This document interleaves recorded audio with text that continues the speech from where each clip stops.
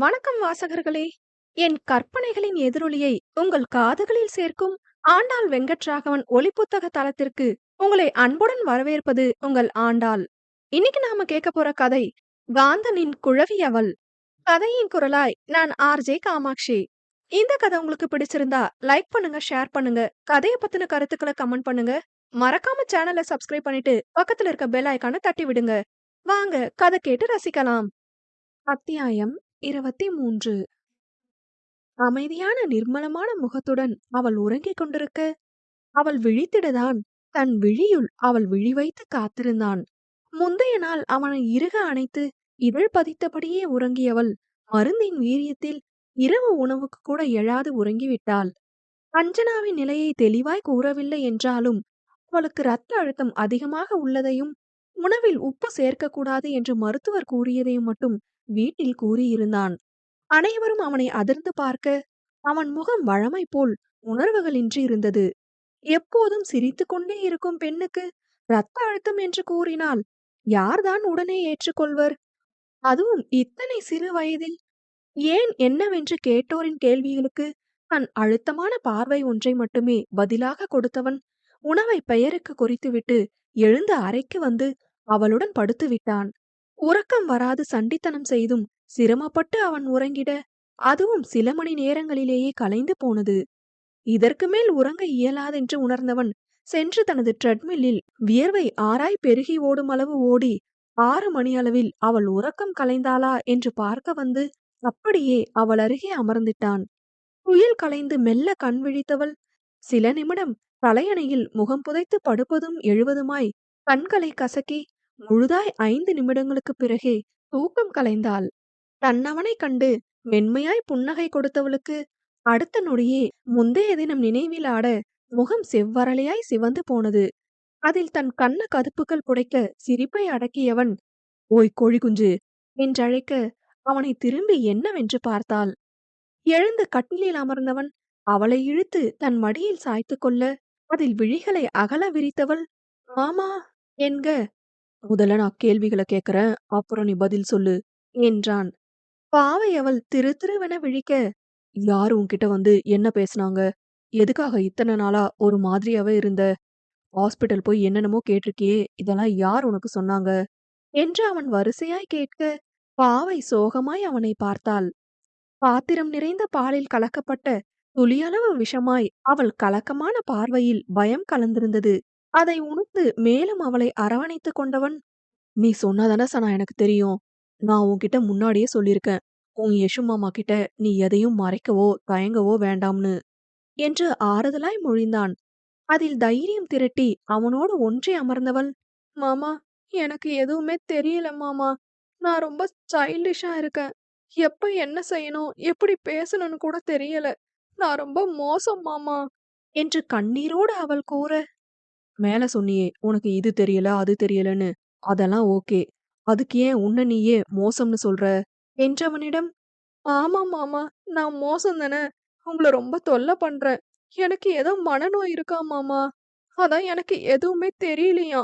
நீங்க என்ன தெரியாம கல்யாணம் பண்ணிக்கிட்டீங்களா என்று விக்கி விக்கி அவள் கூற யாரு சனா இப்படிலாம் உனக்கு சொல்றாங்க என்று கேட்டவனிடம் ஆமா நான் சொன்னேன்ல காலேஜ்ல ஒரு அக்கா என்ன பைத்தியம்னு சொன்னாங்கன்னு. அவங்க தான் மாமா சொன்னாங்க. அவங்கள உங்க பர்த்டே அன்னைக்கு நான் நம்ம வீட்ல பார்த்தேன் மாமா. நான் பயந்து போய் யமு அத்தையை தேடி கிச்சன் பக்கம் போக பார்த்தேன். அதுக்குள்ள அவங்க என்ன தனியா இழுத்துட்டு போயிட்டாங்க. நீங்க அர்ஷித் அண்ணா கூட பேசிட்டு இருந்தீங்க.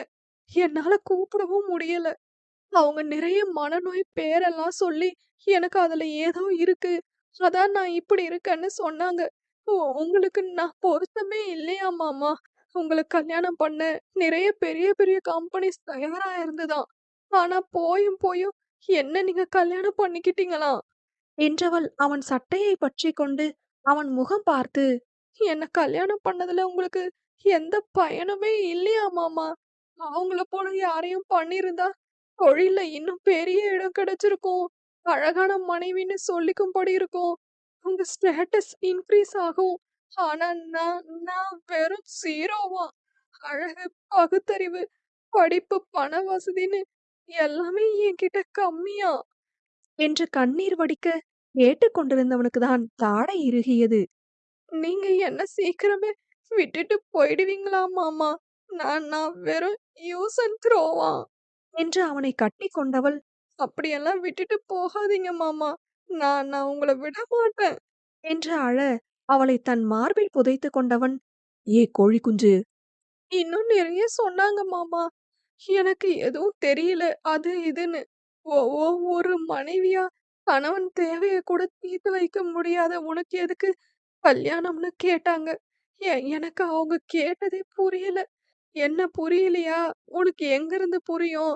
உடனே போய் மாமா அஜுன்னு யார்கிட்டயும் போய் அழதானே செய்வேன்னு சொன்னாங்க என்று அவள் கண்ணீரோடு ஏறிட்டு, அதான் மாமா யார்கிட்டயுமே கேட்க தோணல. எனக்கு என்ன பண்ணனே தெரியல. முந்தா நேத்து நைட்டு தான் அவங்க சொன்னது போல மனநோய் இருக்கான்னு கூகுள் பண்ணி பார்த்தேன். அது நிறைய சொல்லுச்சு. பயந்து போய் தான் ஹாஸ்பிட்டல் போனேன் என்றவள், சாரி மாமா. உங்கள கஷ்டப்படுத்தணும்னு நான் நிஜமா நினைக்கல என்றாள். டேய் சனா என்று அவள் முகம் தாங்கியவன், அப்படியெல்லாம் இல்லடா என்று அவளுக்கு விளக்க முடியாத பாவனையுடன் கூறினான். பாவை திரு திரு விழிகளுடன் கலங்கி இருக்க, சில நிமிடங்கள் மௌனமே அவ்வறையை ஆட்சி செய்தது. கண்ணீரை துடைத்து தன் முகம் பார்க்க செய்தவன், சனா, உனக்கு என்னென்னமோ தெரியலன்னு சொன்னதன, அது உண்மைதான். உனக்கு இந்த வயசுக்கான பக்குவங்கள் சிலது தெரியல. ஆனா அதுக்காக அது மனநோய் இல்ல சனா. உனக்கு எதையும் சரியா சொல்லிக் கொடுத்து வளர்க்கல. அறியாமைக்கும் அறிந்து கொள்ள முடியாமைக்கும் வித்தியாசம் இருக்குடி. உனக்கு இருக்கிறது அறியாம. நீயே யோசி சனா. உனக்கு மனநோய் இருந்திருந்தா அன்னைக்கு என்கிட்ட வந்து எனக்கு இந்த கோர்ஸ் பிடிச்சிருக்கு, நான் படிக்கணும்னு கேப்பியா? நான் படிக்கவா? அஜு நீயும் வரையான்னு தானே எப்பவும் சொல்லுவ.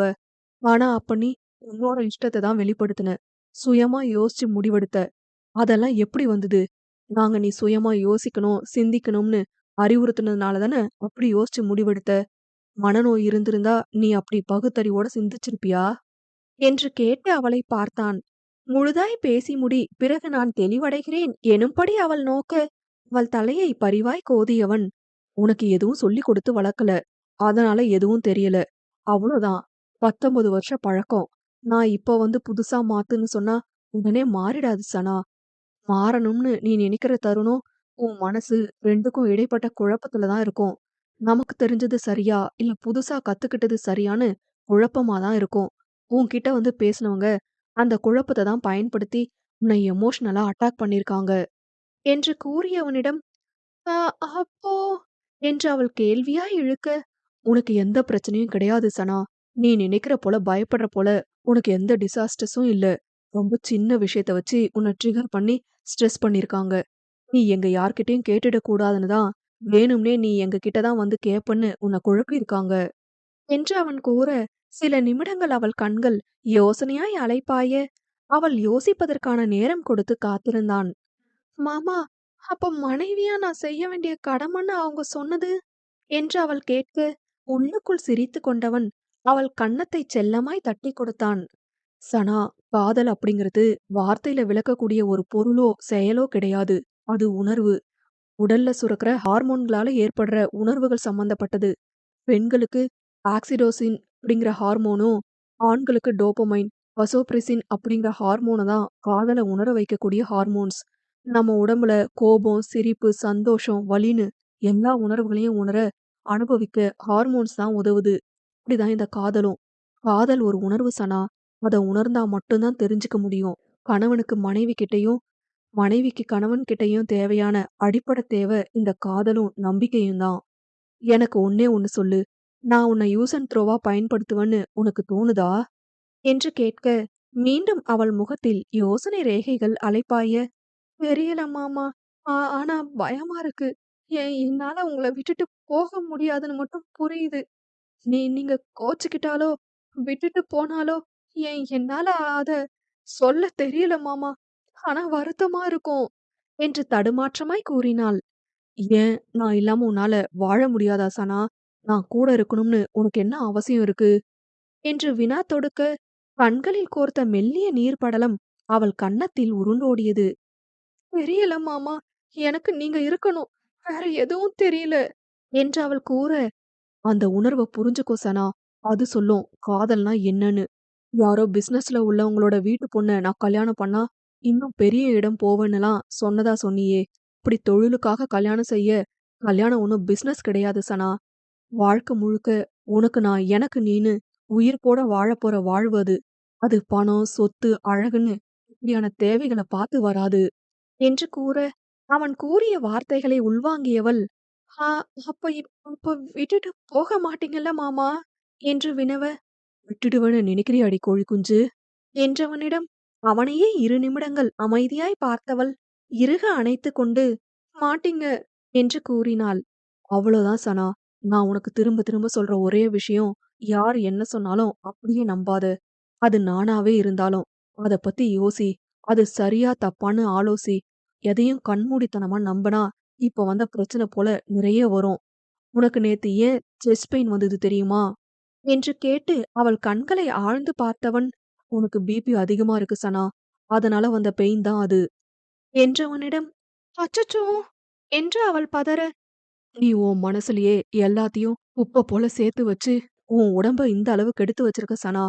மனசையும் புத்தியையும் ரிலாக்ஸ்டா இருக்க விடு. எதையும் குழப்பிக்காம என்கிட்ட மனசு விட்டு பேசு." நேத்து அந்த டாக்டரும் அததான் சொன்னாங்க. "முதல்ல அவங்க உனக்கு கவுன்சிலிங் குடுக்கணும்னா, நீ அதுக்கு மனதளவுல தயாரா இருக்கணும்னு தான் என்ன பேச சொன்னாங்க. உனக்கு எதுவும் இல்லன்னும், நீ போல்டானவன்னும் முதல்ல நீ நம்பணும் சனா. அப்பதான் அது மத்தவங்களுக்கு பிரதிபலிக்கும். அவ்வளோதான் நான் சொல்லுவேன்." என்றவனிடம் அமைதியாய் அவனை அணைத்துக் கொண்டபடி அவன் மடியில் தவழ்ந்தவள் தலையை மென்மையாய் கோதி கன்னத்தில் முத்தமிட்டவன், "வலிக்குதாடா இப்போ?" என்று வினவ, அவனை சங்கோஜமாய் ஒரு பார்வை பார்த்தவள், ஆதரவாய் கண்கள் மூடி திறந்தவன் மீண்டும் வினவ, "இப்ப எதுவும் வலிக்கல மாமா" என்றாள். "காலேஜுக்கு லீவ் சொல்லிடுறேன், ரெஸ்ட் எடு" என்று அவன் கூற, 2 நிமிடங்கள் அமைதி காத்தவள், "எனக்கு ஒண்ணும் இல்ல மாமா இப்போ. நான் போறேன்" என்றாள். "Are you sure?" என்று அவன் வினவ, எஸ்" என்றாள். "சரி லேட் ஆகுது. சீக்கிரம் ரெடி ஆகிட்டு வா. நானே கொண்டு போய் விடுறேன்" என்றான். சரி என சென்று தயாராகி வந்தவளை ஆடவன் கீழே கூட்டி வர, அனைவரும் உணவு மேஜையில் கூடினர். அனைவருக்கும் உணவு பரிமாறிய பின்பு அஞ்சனாவுக்கு மட்டும் வேறு உணவு பரிமாறப்பட்டது.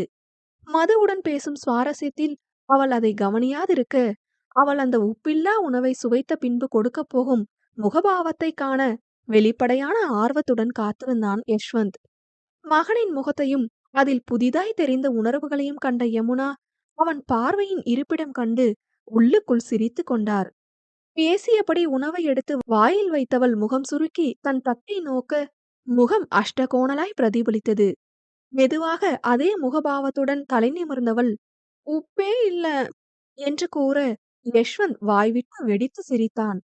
அஞ்சனாவின் பாவத்தில் அங்குள்ளோர் வந்த சிரிப்பை மறந்து யஷ்வந்தின் இந்த வெடி சிரிப்பை ஆச்சரியமாக பார்த்தனர். கண்களில் நீர் வருமளவு சிரித்தவன் தன்னை புரியாத கோபத்துடன் பார்க்கும் மனையாட்டியைக் கண்டு, சாரி சனா, முடியலடி" என்றபடி எழுந்து வேக வேகமாக தங்கள் அறைக்கு சென்றான். அவனால் அந்த சிரிப்பை துளியும் கட்டுப்படுத்திக் கொள்ள இயலவில்லை. "கியூட்டு, ஆனா சிரிப்பு தாண்டி உன்னோட. நல்லா வாய்க்கு ருசியா, ருசிச்சு சாப்பிட்டதுக்கே ஆப்பு வச்சுட்டாங்க அந்த டாக்டர் கடைசியில" என்று சிரித்துக் கொண்டவனுக்கு அப்போதும் அவள் உணவை ரசித்து உண்ணும் காட்சியோடு, ச்ச பாவம் என்ற நினைப்பும் வந்தது. கீழே பேவென விழித்துக் கொண்டிருந்தோர் நடப்புக்கு வந்து பெபபெவென விழித்துக் கொண்டிருக்கும் அஞ்சனாவை பார்த்தனர். "அண்ணி" என்று மது உலுக்க, அதிர்வோடு நினைவுக்கு வந்தவள், "சாப்பாட்ல உப்பில்ல" என்று கூற, அவள் தலையில் வலிக்காமல் குட்டிய யமுனா, "பிபி இருந்தா உப்பு கிடையாது. ஒழுங்கா உடம்ப சரி பண்ணு. உப்பு போட்டதெல்லாம் சாப்பிடலாம். ஒரு 2, 3 மாசம் இதுதான் உனக்கு" என்று கூறினார். "என்னது 2, 3 மாசமா? அத்தை இது அநியாயம்" என்று அவள் கூற, "உன்னை யார் இப்படி உடம்ப கெடுத்துக்க சொன்னது? இந்த வயசுல இப்படி பிபி ஏறுற அளவு உனக்கு என்னடி? ஆ?" என்று புருவமுயர்த்தி மிரட்டும் தோரணையில் கேட்டார். அவரை பாவை பாவமாக பார்க்க லேசாய் சிரித்தவர், "அட்ஜஸ்ட் பண்ணி சாப்பிடுடா. கொஞ்ச நாளுக்கு தான். ஓகே ஆயிட்டா பழையபடி சாப்பிடலாம். உப்பு குறைச்சுதான் போட்டிருக்கு" என்று கூற, சினுங்கலாய் அந்த தட்டை பார்த்தாள். இரவும் உண்ணாதது சேர்த்து வயிறு கிள்ளி எடுத்தது.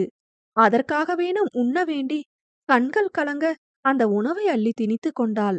அனைவரும் அவளை பாவமாய் பார்க்க, ஒரு வழியாய் உண்டு முடித்தவள் சோகமாய் மாமியாரை பார்த்தாள். "குட், ஜூஸ் குடிச்சிட்டு போ" என்று அவர் கூற, தாமரை பழச்சாற்றை கொடுத்தார். நல்ல வேளை, அதில் உப்பு சேர்க்க வேண்டிய அவசியமில்லை. சுவை நன்றாகவே இருந்தது. அதனால் அதை குடித்து முடித்து அவள் கை கழுவி வர, கீழே வந்த யஷ்வந்த், மா, அஞ்சனாவை விட போகணும். நான் ஆபீஸ் போய் சாப்பிட்டுக்கிறேன் என்று அன்னையிடம் கூறியவன், சனா வா என்று விட்டு சென்றான். வண்டியில் அவள் ஏறியதும் அவளுக்கான மருந்தினை கொடுத்து போட வைத்தவன் வண்டியை கிளப்ப, அவனை முறைத்து பார்த்தவள், ஏன் மாமா அப்படி சிரிச்சீங்க என்று கேட்டவளை பார்த்து மீண்டும் சிரிப்பு வரப்பெற்றவன், ஏ சனா, உன் ரியாக்ஷனை பார்த்து என்னால கண்ட்ரோல் பண்ண முடியலடி என்று சிரித்தபடி கூற, நல்லாவே இல்ல மாமா, இப்படியா சாப்பிடணும் என்று ஆற்றாமையாய் கேட்டாள். தில் பேபி, கொஞ்ச நாள் தான், எல்லாம் ஓகே ஆயிட்டா பழையபடி சாப்பிடலாம் என்று ஸ்டேரிங்கை லாவகமாய் திருப்பியபடி கூறினான். ஆனாலும் அவள் முகம் உம்மென்றுதான் இருக்க, கல்லூரியை வந்தடைந்தவன் இறங்க எத்தனித்தவள் கரம் பற்றி தன் புறம் இழுத்தான். தான் அமர்ந்திருந்த இருக்கையின் நுனிவரை இழுபட்டு வந்தவள் அவளவனை கண்டு திருதிருக்க, காலையிலேயே எல்லாம் சொல்லிட்டேன் சனா, தெளிவா யோசி என்று கூறினான். கண்கள் இங்கும் அங்கும் அலைபாய்ந்தன அவளுக்கு. யோசனையாய் அலைபாய்ந்த விழிகள் அவன் விழிகளில் நிலைகுற்றி நிற்க மெல்ல தலையசைத்தாள். ஆடவன் அவள் கரம் விட்டு போ என்று சைகை செய்ய, கதவுபுறம் திரும்பியவள் சட்டென மீண்டும் திரும்பி அவனை இறுக கட்டிக்கொண்டு எழுந்து சென்றாள்.